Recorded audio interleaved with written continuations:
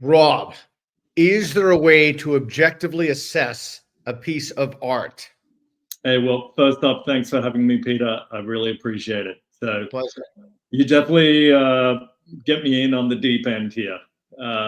We said we were going to talk about the objectivity of art. It's a big question, but your question of is there a way to objectively assess a piece of art? I think absolutely yes. You know, the artwork, it's a set of facts. It's an object in space. It's a piece of fabric pulled around stretcher bars. It's a board. It's a bronze item.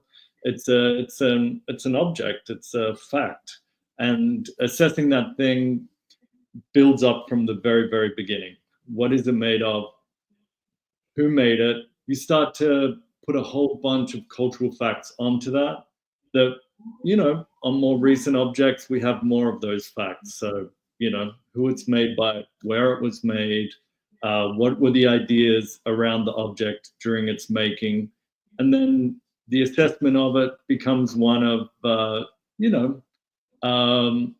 how well it was executed, how well does it speak about what it was intending to speak about. So isn't that the question though? And this is a timeless question. How well does it speak about it? Maybe like I'm thinking, Reed, pull up Jackson Pollock, please. I saw some original Jackson Pollocks, and okay, I have so many. I'm flooded by questions. So, if somebody does that subsequent to Pollock, they're worth less because Pollock was the original person who did that art. So, Look, I think, yeah. So in terms of Pollock, I think it's a great example because he's a recent artist. It's what, 70, 75 years since he came out and did the drip paintings, around 49, 50, 51. And I think Pollock is such a great example for both the value and the objectivity of art, because Pollock became a symbol of post-war American freedom. Abstract expressionism was this sort of almost like jazz. It was like, okay, what is freedom to the world? Freedom is the ability to fling paint across a canvas and to have that expressive movement just available to anybody who wants it. You know, there's all these things online about how the American government used abstract expressionism to spread the gospel of sort of American values after the Second World War and the concept of freedom as America put it forward. And Pollock is the poster child of that. Then there's a whole, and look, when you show those paintings, I get this feeling of movement of, I think it's expressed well in Pollock. Yeah, it's funny. I didn't, so I guess I'm a Philistine in many ways, but it wasn't until you said freedom that it clicked for me. Because I was just looking at this, and then when you said that, it was like, wow, that's exactly what it is. But look, it's a certain idea of freedom. It's not everybody's idea of freedom, but it's quite beautiful. And then you made a point about everybody who does it afterwards being worth less. And I think that's one of the interesting things about the objectivity of the art. This objectivity, or the assessment of the object, is like, so where was it fixed in a time and a place? What was it that it was trying to encapsulate?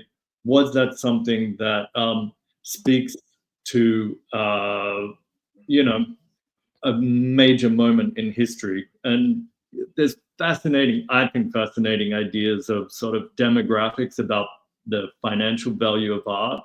And so Pollock, I totally want to talk about that. As Rita heard me say, the philosopher Leotard says, if you want to figure out the objectivity of art, subject it to the marketplace. Now, are you familiar with this banana taped? Maurizio Catalan's banana that was sold at Sotheby's recently and bought by crypto sort of investor, and was a big news story for a moment. Okay, well, I got to tell you, sometimes maybe I'm happy to be a Philistine. I don't know, but correct me, Rob. Correct me. Like, I see a banana taped to the wall. I don't see anything particularly profound or anything.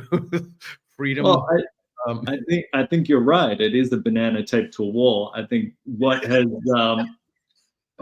accrued around that object, if you're being devil's advocate, I would say the media around it is part of the artwork. Oh, interesting. So Bansky does that too, right? I mean, Sabansky? Bansky? Oh, Banksy. Banksy. Sorry. I remember when we first met, I knew I wanted to have you on the show right away because our friend Noam from the comedy club introduced us, and you made such an interesting comment to me. I was like, holy shit, that's fascinating. You said something like, I can't remember exactly what it was, but like, I know almost everything about art, and my mind was like totally blown away. In my own defense, I think the only thing I'm an expert in is art. Everything else, wow. I understand that I really don't know a lot about a lot of things. Okay. I'm in general a Philistine. Okay, so let's talk about that before we talk about Banksy. So when you say that you're an expert in art, doesn't that by definition mean that there's a matter of fact that there's something to be wrong about? That there's something to be wrong about? Yeah, I mean, in order to be an sure. expert in something, you have to have the capacity, the capability of being wrong. Yes, I totally agree that, people who don't know that much about art often get it wrong. Okay. So how does one get it wrong? Is it I think it was, if memory serves me correctly, it was Hume who talked about over time there'll be a consensus in terms of the quality of or not necessarily the value, but the quality of the art. But so I'm just trying to think this through. So how is an expert wrong? Like, is it that they look at a piece of art on the wall? Like, is there a consent? Like, if I said to you, hey, listen, who are the top experts in the world at, doing what you do for a living? You're in New York, art evaluation, finance, and pull up the company there. And I brought them in a room. People have done this with wine, by the way. Yes. And how do you pronounce that? Cayre Art Group. Cayre Art Group, and it's a fascinating page. So people have done this with wine. They've brought in, sommeliers and experts, and they've asked them to evaluate bottles of wine. If I brought in, I wouldn't have the faintest clue of where to find these people. But if I brought in 20 people who are world-renowned doing what you do, and I'm told by multiple sources that you're just the best at what you do, would they have and then I showed them pieces of art, would they have a consensus, or would they have full agreement, or neither, about what constitutes good art? Look, I think there would be broad consensus, especially if you pulled it from New York and the small pool that are the New York art experts. Maybe to throw a slight curveball in it, like an expert can be wrong. Well, I think wrong is the wrong term. An expert can have a different opinion to another expert or somebody who's not expert, depending on the learning that they have developed. It's like a silo. You become an expert in one perspective. So I'd say I'm an expert in post-war and contemporary art from Australia, America, and Europe. I work. Okay. Yeah. Okay. So let me ask you a question. But I would say for Islamic art or something like that, I have no idea how to judge that. I don't have the apparatus that, is what is high quality expression in traditional Islamic art. I have no idea. Okay, I'm gonna come back to that in a second, because I think that I think that makes a point that many of the critics say, that it's contextual and not objective. But let's go back to my thing. So I have it. I'm sitting in my living room here. I fill this with all different types of art. I bring in world-renowned experts in art. I have them look at everything on the wall, and there's a disagreement about a piece, the quality of a piece on the wall. How is that disagreement adjudicated? Yeah. Well, I guess sort of what I'd say is that the object is objective. The object is what the object is. The discourse around it is multiple. I would say that through that discourse, you reach some form of consensus. And consensus building is a whole fascinating subject, very pertinent to the art world, especially where things transact for high dollar values. But sort of academic consensus or expert consensus, yeah, it's something that's negotiated through the field, right? So that's interesting. So the way to adjudicate a dispute, if an adjudication is even possible, is that you can't use art to do it. You have to use language. You have to, like, you can't just paint a piece. You can't adjudicate a dispute by each of the people calling in their favorite artist and painting a piece to marshal evidence for their side. You do it through language. I would say most expertise is built up through language in art. That's the primary communication form.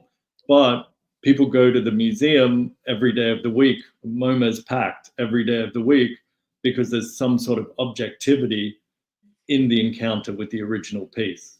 And I think that's a fascinating thing about art and visual culture, is it almost sidesteps that problem of language that comes with expertise and discourse. So many years ago, I was really into the philosopher Gadamer, Hans-Jürgen Gadamer. Pull up some of his stuff, please. And he talks about hermeneutics, and I was fascinated by that for a number of years. When an artist creates a piece, that authorial intent is then released into the world. Sorry, my neighbor's dog. That authorial intent is then released into the world, and is there a right or a wrong interpretation of a piece of art? If everyone says, like, that's an amazing piece of art, does their interpretation of the piece of art have to comport with the artist's intent? I think a lot of art is appreciated outside of the artist's intent.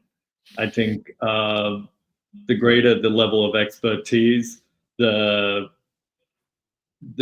greater sensitivity you have to the authorial intent. I would take a non-art example. So you have a historical document like, the American Constitution or something. That object, is an object that still exists today. The object, there are so many different feelings, meanings, interpretations of that object. The object exists. It is what it is. I think the experts, they know more and more about the circumstances of that object. I think this is kind of what an expert in art does, is that they know the circumstances in which that object was produced. Okay, so that's fascinating to me. So that, if that's the case, then there is no disembodied art expert. You're only an art expert because you understand. That's Gadamer's Truth and Method, an incredible book. You're only an expert because you understand the context in which the art was produced. Is that correct? Look, that's my, that's my intuitive. I would intuitively agree with you on that. I would say that sounds pretty accurate. And is that why you said that if you looked at Islamic art, for example, or from the 13th century, that you wouldn't be qualified to make a judgment about that? Absolutely. Okay, so then if there's no kind of disembodied art expert, then doesn't that cast suspicion on the idea that art is objective? I don't see why it would, but I'm happy for you to explain it to me. Okay, so this is, you know, I'm just thinking out loud here. So Yeah. what I do on these shows, I heard Peterson. I think he might have said this to me or wrote it in an email. I can't remember, or I heard him. There's a famous Canadian psychologist who said people don't, that they want to see you work out problems in real time, and so I try to increasingly work out problems in real time. Can I give you? Oh yeah, you go, and then I'll Yeah. give you another thought. Okay, so I'm thinking about it just in terms of, and again, this is very complicated, but if art is truly objective, then you wouldn't really need to know the context of anything. You just have a piece of art, and then you would have some people who have some kind of expertise in figuring out if it's good or not, but they wouldn't need to know anything about the context. But the moment you say that there's a contextual understanding, or you need to understand the history, to me, that demeans the idea that there's an objectivity in the art, because then something else is at play. Or if I'm mistaken reasoning, if there's a mistake in my reasoning, let me know. It certainly could be. Look, I think, no, I want to give credence to your thought process, and I think there can be. I really like. I don't know why I keep in my mind coming back to the example of the Constitution. You know, I think that to have an appreciation of an art object as a visceral sort of like just encountering of the object, fantastic, you know, and I think that's everybody's first introduction. And I think, to take the analogy, you know, when people come across the, you know, ideas within the political ideas of the Constitution, it's often a very striking experience. You know, what exactly that document can mean, and what exactly that artwork can mean, is built through this contextual information. You know, if you can encounter the Jackson Pollock painting, Franz Klein, Lee Krasner, many of the artists of the abstract expressionist movement, and you might even get some of this like feeling of movement freedom, this sort of like, you know, post-war kind of like sigh of relief and ecstatic kind of like, you know, connectivity that is embodied in those artworks. But to really understand and sort of get nuanced interpretation, I think the contextual side is really important. So I don't think they're mutually exclusive. That's what I'm saying. Yeah. Okay. So you said something that's just resonant in my consciousness at the very beginning of our conversation. You used the word facts. Like, I think I traffic in a different meaning of, like, what do you mean by facts? Like, is it, you mean the hue on the, like, what do you mean by that? So, you know,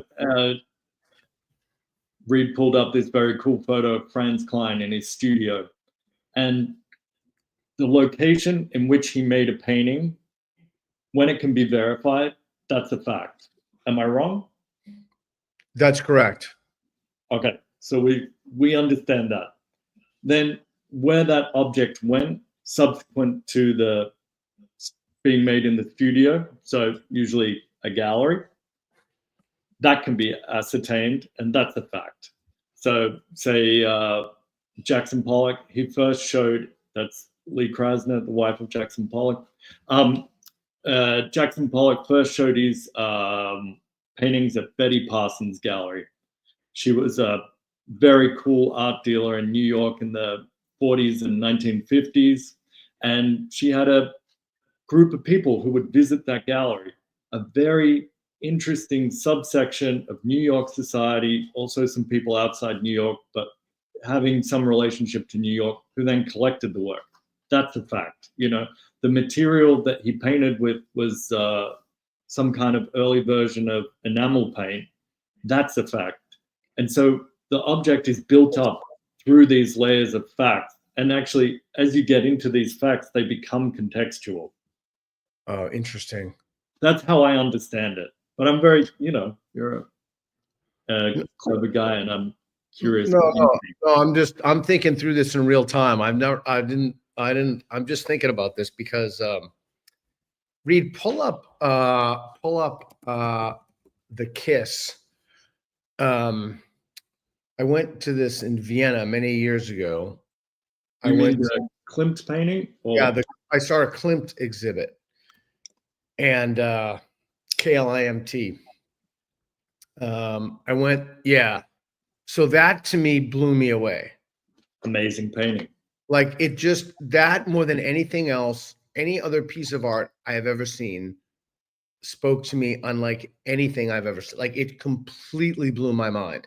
Well, I shouldn't say that. Let me take that back. It didn't blow my mind. It had such a profound emotional, it evokes such a profound emotional reaction in me. Really unlike any piece of art I've ever experienced. So I guess I have many questions about that. I guess one question is, if you saw that and it did nothing for you, would that be a testament about you? Like, would that say something about you? Like, I guess that's one thing. Like, and what if I saw this and I'm like, oh my God, that's the most incredible thing I've ever seen in my life. Like, what a profound life experience. And other people looked at this, at the Kiss, and they just went, eh. You know, some people are moved by the Grateful Dead. Other people are moved by Mozart. You know, I think there's not an emotional response is not the necessity for objective response. Yeah. Okay. So explain something to me that I struggle with. And I don't mean it's any kind of a great struggle, but I find it to be bizarre. So there are these people who go around and they purchase. they purchase. This is totally true. I'm going to tell people this. I'll give like 50 comments. That's not true. No one does that. No, it's actually totally true. I actually know one of them. They purchase rather expensive pieces of art for super rich people, and I know one of them, and I know a guy who had Reed knows this person as well. We won't mention his name, but like, I just can't. Isn't the whole idea of art that you're supposed to find it and like something? That you're supposed to find. I think I might have to let my dog out. He's I'm calling him my dog, but isn't the whole idea of art that you're supposed to find something you like? There's something bizarre about finding something. Paying somebody else to get art for you. I mean, doesn't that violate the whole point of art? Well, I guess that's where expertise comes in, where it's like, okay, you tell me you love the Klimt painting. Mm-hmm. Sorry, it's in a museum. I don't know, probably somewhere in Austria. Yeah. And then you say, look, I want something that gives me a kind of like a similar emotional effect that's within my budget. So, okay, you go to somebody who is familiar with a lot of different artists that might be able to, you know, hit that nerve for you. But then I think there's also financial kind of like concerns where someone says, okay, I want to buy a Klimt painting. I have the money. It's going to cost me, you know, between 5 and 150 million for the very, very, very, very, very best. But I'm getting offered different things. How do I know if it's authentic? How do I know if it's a good one or a bad one? You say, okay, well, this was made before he really kind of got to his golden period when he made the Kiss. This is an early one. Don't buy it. It's not going to have the same effect. So I guess that's where the okay. expertise comes back in. Yeah, that makes it more understandable to me. So what is it that you do? Oh, so I work for art collectors. So I help people buy art. God, that's fascinating to me. And so guide me through that. Like somebody comes to what's that process like? So the art market is a pretty relatively opaque industry. I think the auctions, which are the big marquee auctions, are in May and November in New York. That's when you get news stories about huge prices, $100 million Magritte paintings, and everything else. The Hold on, I transaction. have to let the dog out. He's going crazy. Okay, well, can you still hear me, Peter? Okay, I'm back. Sorry about that. Okay, awesome. What I'd say is the art market is relatively opaque. It's a bit like the high-end jewelry world or something. Who the vendors are of the very best pieces. It's kind of hard to look them up online. When you go to the auction houses, they want you to spend. Peter, you come in with your $100 million. You want to buy the Magritte. They'll tell you it's great. They'll tell you it's in good condition, but you kind of want to verify it for yourself. How do you do that? You take somebody who has the expertise to do it. And you have the expertise. That's what you do. And for things that I don't have the expertise on, I'll bring somebody in to vet it. So, but the art market also is like a $500 drawing from a art fair or from a small gallery on the Lower East Side in New York, or from a print online from an auction house. There's also a lot of fakes online, but still, passing through that huge bulk of cultural material that's out there, that's being bought and sold every day, and finding it is what you want for your wall. That's what I do. And in terms of, the kind of thing people need, sometimes somebody who is working very hard and has a pretty high pressure job, they might not have the time to do the due diligence. They might want somebody to hand it to them on a platter. They might say, I have a wall, I have a budget of $100,000. I want this wall to have a great contemporary painting. What are my options? Or they might be more specific. They might say, okay, I can't afford the Klimt, the Kiss, but I would love a drawing by Klimt. What is the best drawing by Klimt that you can find me for $100,000? It might be at auction. It might be from a private dealer. There's a private dealer in London who deals with it, a bunch of people in Vienna. Then you get into crazy complicated territory like, okay, you want to buy a early surrealist painting from Cayre Art Group. And you find a great one in Italy, and the guy's offering it to you, and it's a great price. But then you realize it doesn't have an export license. Anything over 70 years old in Italy needs an export license. And if you can't export it out of Italy, I guess you're just going to have to buy an apartment in Rome and put it in Rome so you can enjoy it. It's crazy. So what is that? What are we looking at here?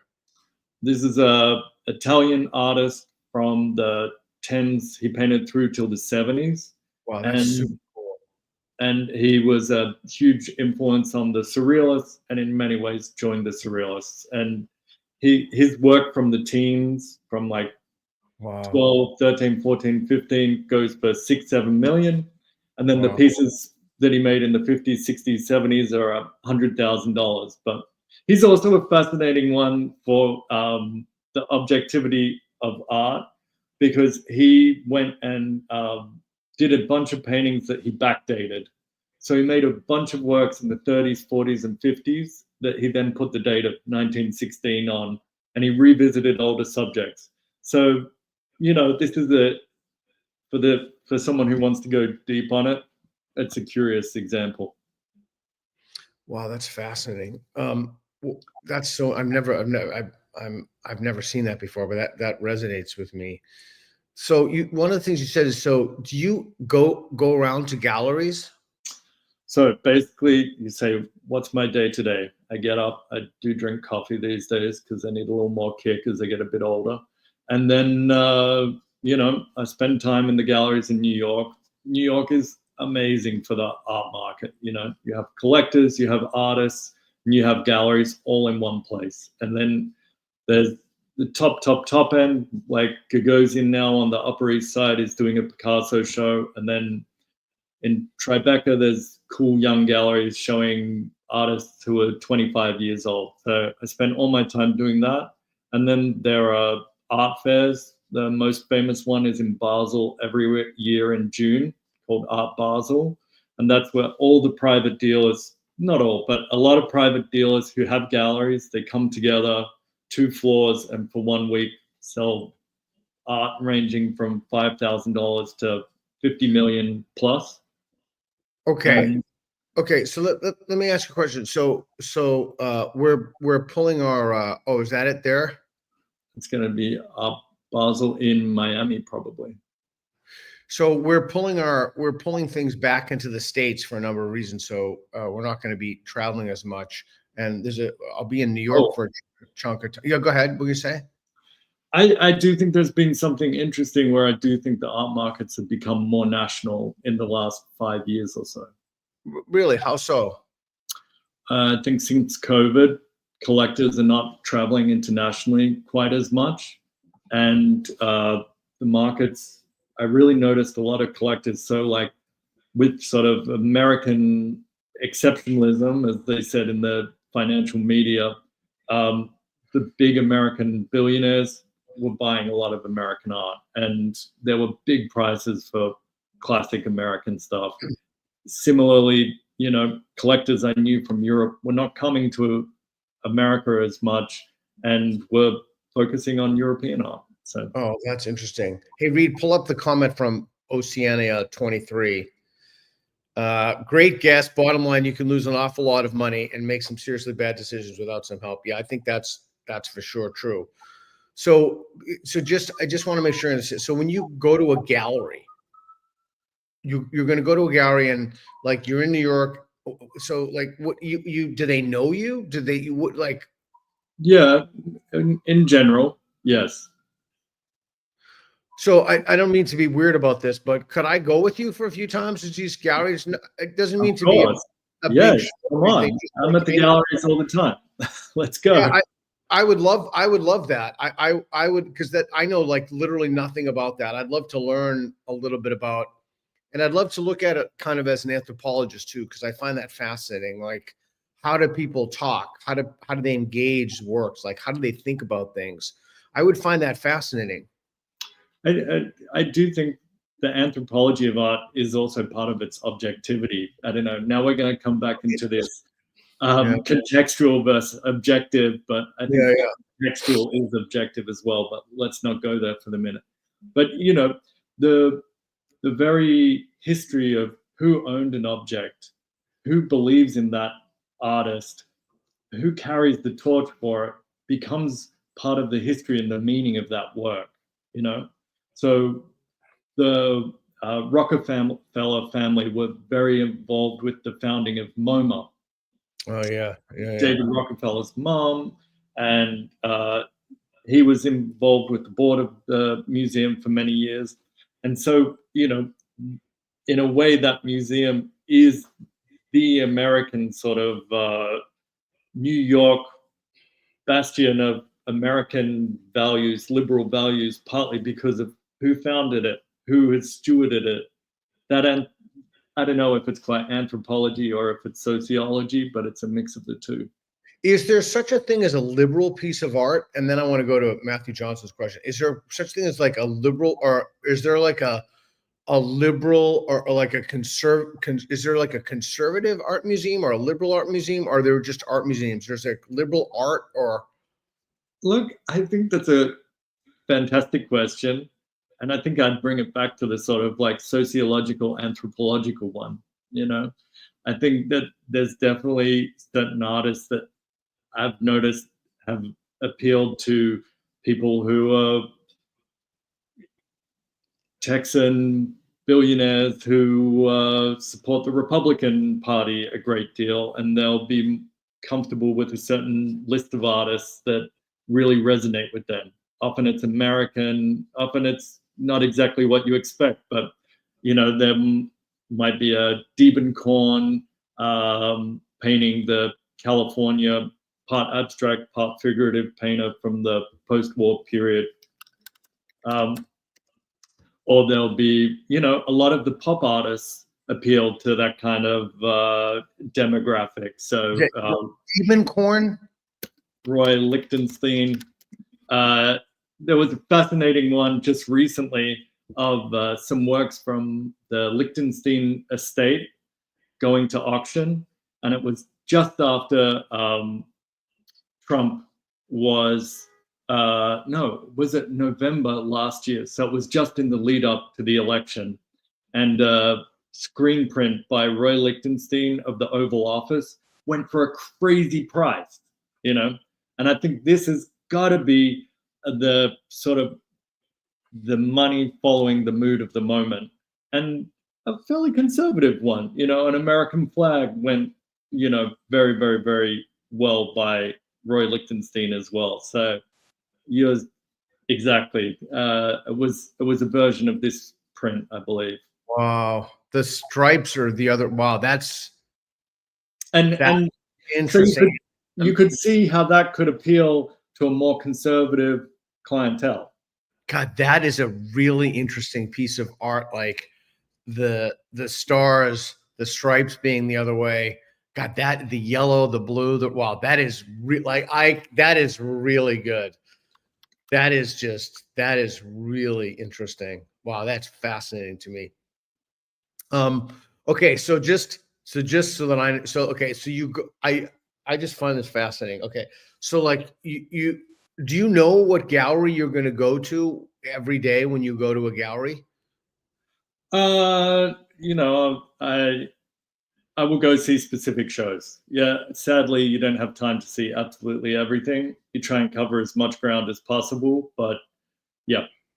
How should I dress when I go to these things? I pretty much only exactly as you are, Peter. Don't worry about it. No. Okay. And then the auction previews are coming up. We can go to that as well. Oh my gosh, what are those like? The auction previews are amazing because it's really, especially Sotheby's and Christie's, they're, for 2 weeks prior to the major sales, they put everything on view, and there's things that will never be seen again that are on view for that week just before they pass from one private owner to another. Other things, some of them, they turn over more often, so then you see them back on the market 2 years later, but no, it's great. Wow, that's fascinating. Okay, I want to go to a comment here. Pull up Matthew Johnson's comment. You can have Jonathan Peugeot talk about beauty. Yeah, I was on Jonathan's show. We talked about God. Postmodernism has done its best to destroy artistic objective beauty. Do you want to comment on that? Because I have many comments on that. Why don't you go first, and then I'll go first. So postmodernism has done, and it's particularly applied postmodernism, but postmodernism in general has done its best to destroy everything in its wake, but not just destroy, to kind of force us to, and some of this stuff I think is a positive. It's a good thing. It's destroyed the concept of the objectivity of art, of the objectivity of beauty. Also that it's in music as well. I think that Foucault writes about this. Helen Pluckrose has had some wonderful stuff on this, but it's this idea that there's no God's eye view. So everything takes place everything is like radically contextualized. And just getting back to Gadamer, and sorry to go on for so long, but getting back to Gadamer, there's this guy called Caputo, who's an American philosopher, who claims that I think the book was called Radical Hermeneutics, like all hermeneutics or radical hermeneutics, like every interpretation of a piece of art or something is like, you can have this atomic, discrete, like every single person has their own, and neither is right. There's no right or wrong to it. But yeah, I think postmodernism is done a good job at undermining the objectivity of art, among other things. And I guess I would say that there's, from my perspective, there's two different ways to address postmodernism. Postmodernism almost is like a discrete period of time in the history of art, roughly say 1970 or 1980 until 2000. And in a way, when I think about it, it demarcates this moment where you had particularly post-war abstraction. Andy Warhol, in a way, was the beginning of postmodernism because it brought irony and almost like irony and humor into the art that was made, and also said that style was something that was not an innate emotional feeling. It was almost like a type of costume, what you wear on a day-to-day basis. And what you wear could change. You could wear a suit today, you can wear a dress tomorrow. It's like, today I'm going to be abstract, tomorrow I'm going to be figurative. This, as a concept, whether postmodernism undermined beauty is a fascinating question, because then it really comes back to, what are your beauty standards? Is for you what's beautiful the kiss? The kiss, this painting by Klimt, came out of early 20th century Vienna, 1905. It's a very, very wealthy city, very cosmopolitan. It's a heavily Jewish city. A lot of the patrons of Klimt were Jewish, and it's also associated with the interior architecture of like Hoffman. There's a host of like fantastic Venus Succession furniture designers.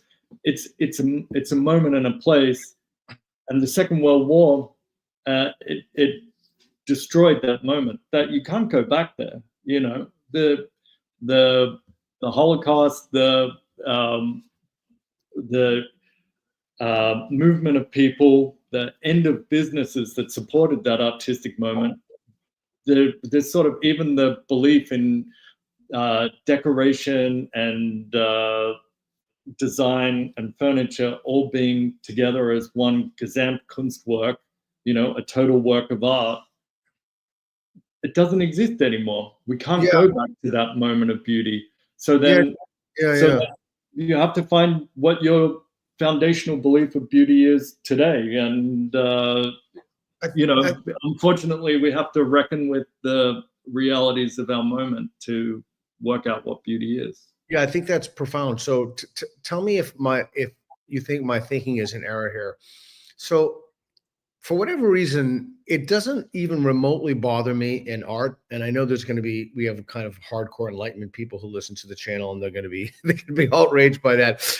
But it doesn't bother me that it undermines, or the attempt at undermining. And I'm not talking about, you framed it in terms of a periodization. It was a certain period of art. Maybe you could say that the inception of that was Warhol, in the sense of irony, like you said. But I think about the thing that upsets me about it, and Dawkins and other people, is not the undermining of beauty, but it's the undermining of truth. And I don't see what one could do. I can understand how the postmodernism could have a corrosive effect on standards of beauty. And I could understand how then one could make the claim that it thus, by extension, undermines truth. But I don't have any problem with postmodern art. I think it's kind of cool, actually. My problem is, there's the periodization. Let's say postmodern art, 1970 to 2000. Then there's the postmodernism. You could say post-structuralism, to kind of use the French theory kind of like terminology, where basically sort of like meaning is relative for a brutal shorthand, or that that the meaning is formed in the multiple through different perspectives, and what effect does that have on on our perception of beauty, absolutely fascinating. Okay, so I have two questions for you. Like, when you think of a postmodern artist, who pops to mind? Okay, so there's sort of textbook appropriation artists. So there's a fascinating artist called Elaine Sturtevant, and Elaine Sturtevant, Sturtevant. Got it. And she was a contemporary of Warhol, and she copied the works of her peers. So she, in fact, made a whole series of Warhol flower paintings, and she went to Andy Warhol and she asked him for his screen, and she screen printed using his screens a whole lot of Sturtevant and Andy Warhol flowers. And there's so that's a Sturtevant of Andy Warhol's Marilyn Monroe. And there was a throwaway line that Warhol apparently said, which is someone asked him how he did his screen prints, and he said, "I don't know, ask Elaine," Sturtevant, And there you see the white figure is a reference to the artist George Siegel. Then there's a striped painting, which is a reference to Frank Stella. And she had an idea that she was not making copies. She was making a new artwork. And I think this is a fascinating example of the objectivity of art, where she was like, no, I'm making this object. This object is the object now, whatever it might be. It's a very, very, very weird world of postmodernism. Then there's other postmodern artists who are a little more easily digestible, but that's a fascinating one. So I'm going to throw you a couple of curveball questions here. These may be weird questions, and you can certainly decline on answering them if you want. But let's say that the question I'm about to ask you will not impact your livelihood whatsoever, and you had to choose between losing your sense of taste and becoming colorblind. Which would you choose? Oh, I'm not that interested in food. So as long as I can still get sustenance, I'm going with lose sense of taste. So would it be, what if you had to lose your olfactory and your sense of taste, or be colorblind? I guess, look, if I really thought about longer, I'm not really sure what it would be like to have no taste or sense of smell. So I find it hard to answer that question. I would have to take a guess, but I don't know. Okay. I think I would keep the color sense. Okay, I'm going to ask you another question. So this one, you really need to kind of let yourself go a little bit for this one. So let's say at some point in the future, we encounter beings. To us, these beings appear godlike. What kind of art would they have? Would they work in mediums we can't understand? Like, what would their art look like, and how would it be different from our art? And would someone from our time be able to look at what they consider to be art and say that is art? I have two answers for you. I know what you're going to say. But the first one is, I hope it's objectively good. Okay. The second answer is, you know what? I think that until they teach us some of the parameters of their art, it might be a little hard for us to understand. I'm going to take an example where when we reach back into history and we find the objects of past cultures that are no longer existing today, we have to do a lot of digging to kind of build up the facts around that object, who made it, what it was, and then the contextual information about it, intent, purpose, what it was even used for. Yes, beautiful example. That's Reed's girlfriend. And Reed, I think the aliens, when they present their art to us, they got to tell us is this exactly what they were aiming for with this? That's Reed's ex-girlfriend. So, okay. So let me ask you a question. I'm always joking around with Reed. It's no. Okay, so I'm trying to think here. One of the things that I've been thinking about is we haven't talked about it at all, but a while ago, maybe 2 years ago, AI won that contest. It was like a Reed, see if you can pull that up. It's like AI won this award, and it was like a portal that you look through, and there was like another kind of universe over there, and yes, that's it. Yeah, that is it. Yes.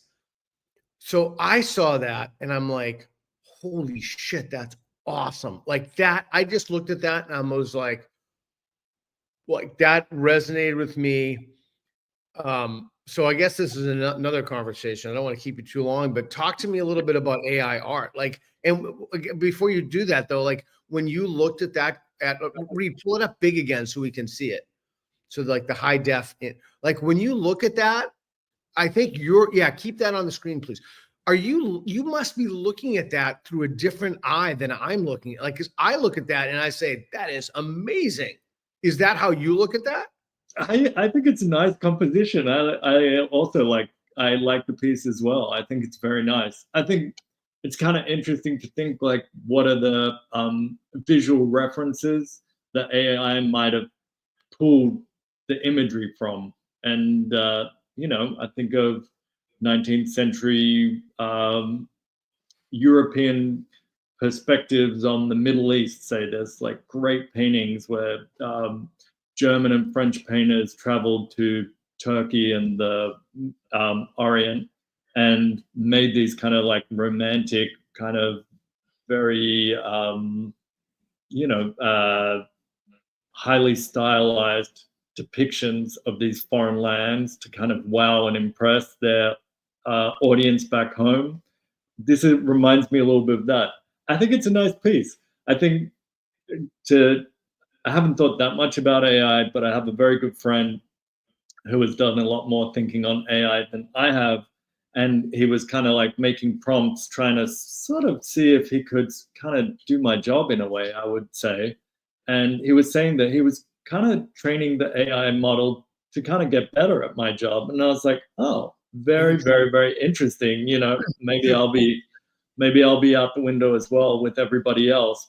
But I think that what the prompts are and who puts that information into AI, maybe that'll be my job for the future, vetting the information that goes into the AI. I have no idea. I'm a Luddite. I have an old iPhone, so I don't know either. I mean, I look at things written by AI, or I've been spending more time on Grok 3, and then I look at these image generations, and I'm just completely blown away. And there's this law that I've been talking a lot about. It's every 3 months AI doubles.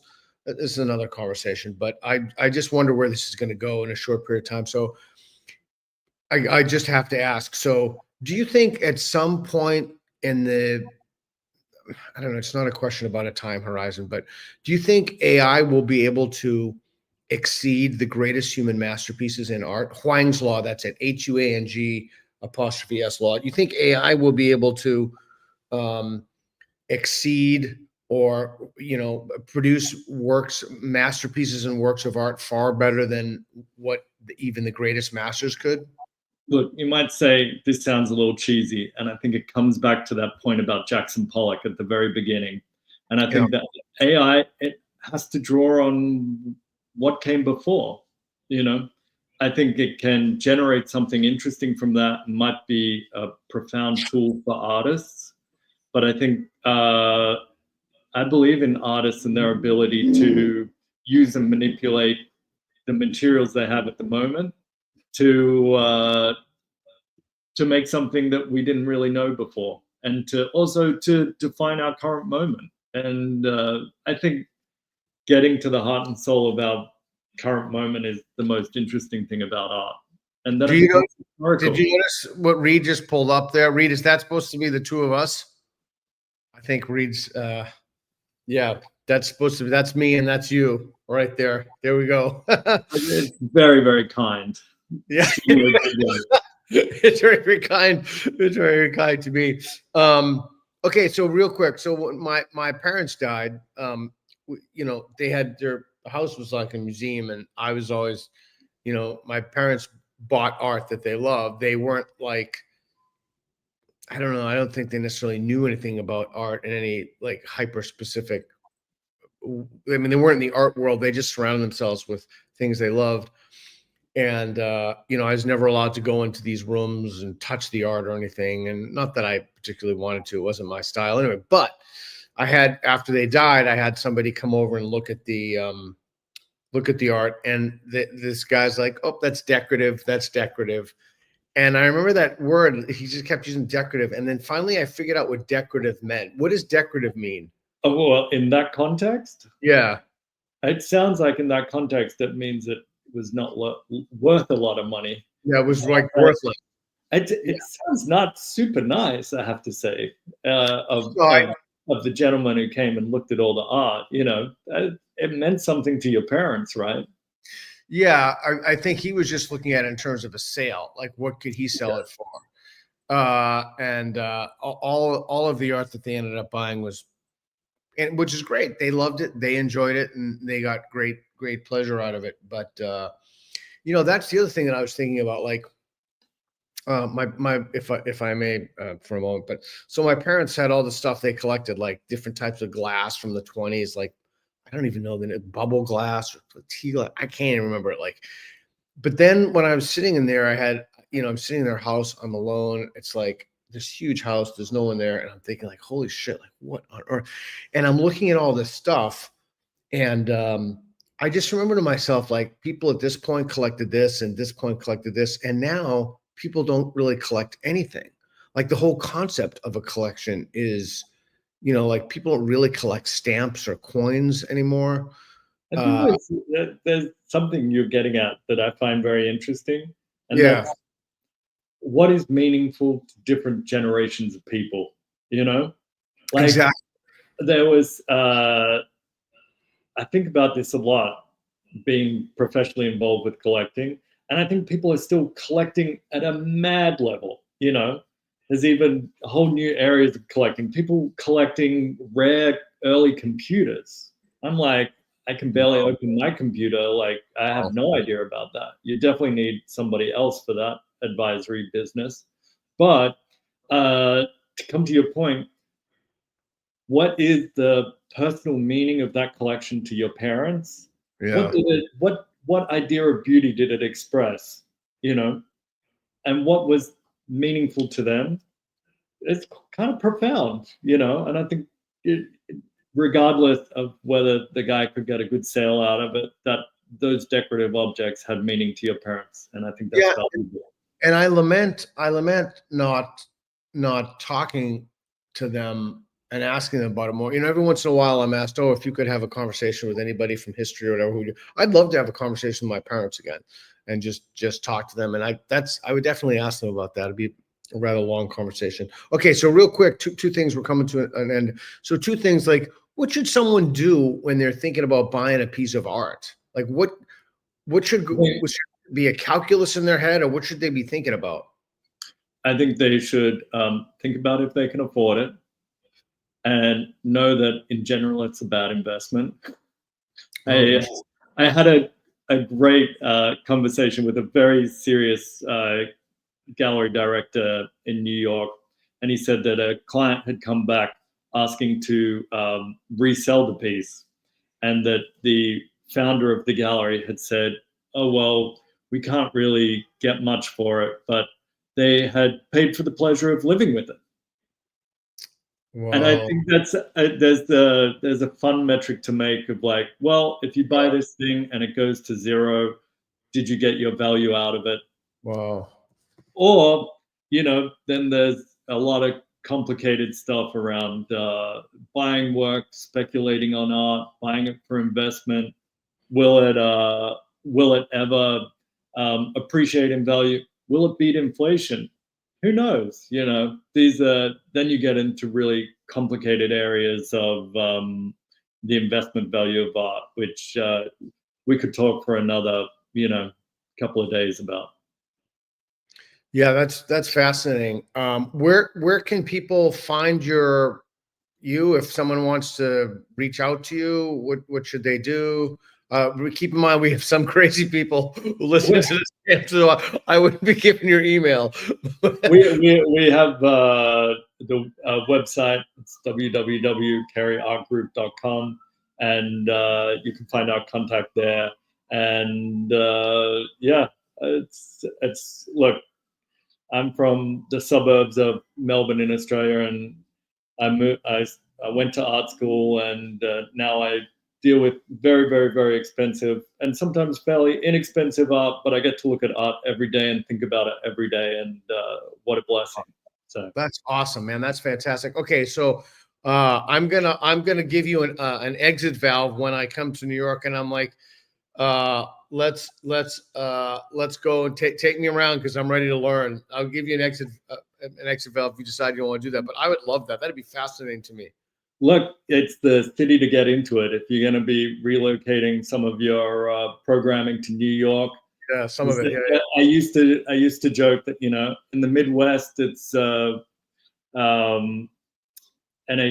football, gridiron, yeah. And in New York, everybody just talks about art. It's like man on the street knows about who's being picked up by which gallery, who's hot, who's not. You know, there's two industries here. It's finance and art. So you'll get into it quickly.